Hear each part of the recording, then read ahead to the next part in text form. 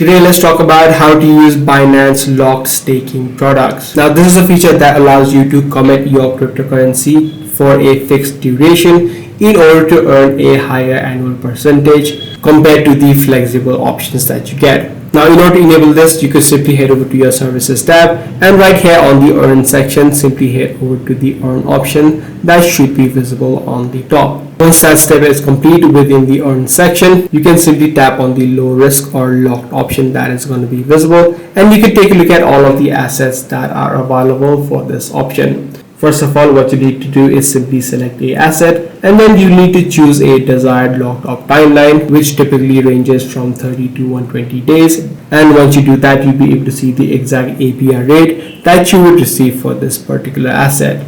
Once everything is complete, you need to allocate your funds and confirm it. So you can choose whether to pull your funds from your spot wallet or your funding wallet, or you could do both as well, and then you can transfer your funds to one of these options. So that's the way on how you do it. If this video was helpful to you, be sure to subscribe. I'm going to see you in the next one.